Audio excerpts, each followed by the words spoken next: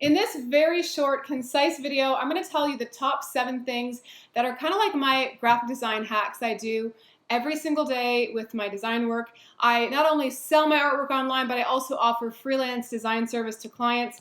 And so these are my top 7 graphic design hacks for everyday projects. I recently created a carousel about this on Instagram, and a lot of people saved it as well as shared it, so I figured it might be a helpful thing to create a bit more of an expanded video right here on YouTube for you guys.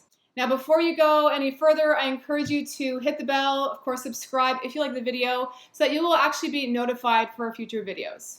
Okay, the first hack that I would say is something I live by is, number 1, I always start with words. Now, it might sound a little bit counterintuitive because clearly, graphic designers are using visuals to kind of communicate. However, I find that if I start with words and basically I write a list of words, I can find these words in a design brief from the client, maybe in a conversation with my client. This is actually where I gather the real defining words of the brand I'm designing for, or the person I'm designing for, or the company, the startup. I'm trying to basically listen to kind of actually discover what they're all about and kind of what they're made of, and really what the messaging is, because once you get those words, those what other people call them as attribute words, this actually will help so much to actually give direction to the whole project. So for me, I always start by writing a list of words, and then I circle the ones that are the top words for me to kind of go off of, and those become the jumping off point for the whole design. The second thing I do is I sketch, doodle, and draw. Now this is really a fun stage. This is where there's no real wrong ideas. It's really about exploration. I use an actual sketchbook and I actually draw things in a sketchbook. I use the words and I kind of think about the visuals that would go alongside of those words, and I just kind of go crazy with lots of ideas. This might take, an hour. This might take, even depending on the project and the scale of the project, this could even take a couple days. And so this is a really big exploration part of the project. And I find that even though technology has advanced, for me, I might be old school, but I find that still the best way to get ideas out of my head is with a pen or pencil and a sheet of paper or a sketchbook. Now, anyone who knows me, and I mean, look at my studio, you clearly can tell, I'm a huge fan of black and white art. I love its minimalism. I love how simple it is. And so for me, when I'm designing a project, I always start in black and white. I believe that if a design will work in black and white, then it'll definitely work in color. And so I oftentimes start in the most minimal way possible, which is black and white, no gray, just black and white itself. Then I find that that's usually the best way for me to know if the actual design will work. If you're depending on color, and then what happens is sometimes maybe the client might print it out at like a copy center, or they might have to scan something or photocopy something, and then the entire design kind of doesn't work. So for me, I want it to work no matter what. So maybe they're just going to be printing black ink on white paper. This is a really important step to just make sure that it works in black and white. Another really big thing that I make sure I always do is I always save in stages. What do I mean by that? That's actually when I actually save each step along the creative process. So let's say, for example, I've created my sketches. I've now kind of brought them into Illustrator, for example, or Photoshop, and I've got, option A. And maybe that option A is kind of working, but I've made an option A version 2. You know what I mean?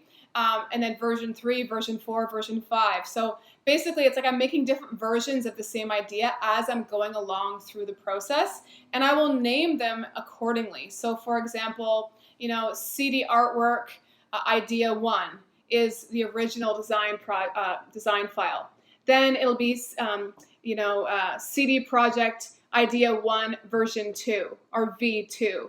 This is kind of the way I do it. Maybe you make your own kind of like a code words or code language, but it's really important to name your files in sequence so that you know what you created first and then what was second, third, and fourth, especially the variations. Now this will save you huge if for any reason something happens along the way, you lose a file, accidentally delete it, accidentally save over something, and then you have to go back to, maybe the version hand beforehand. So I hope that helps you guys. That's a really big one for me. Another really big thing I do is I always do raster artwork at double size. So let's say, for example, I'm designing a album cover. I'll always design it, instead of say like on average 5 inches by 5 inches, I'll do it 10 by 10.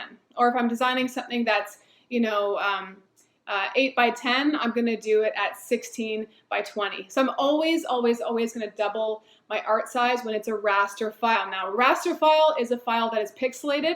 It is different than a vector file. A vector file is created in Adobe Illustrator, and it does not have any pixels, so it can be scaled to any size we want.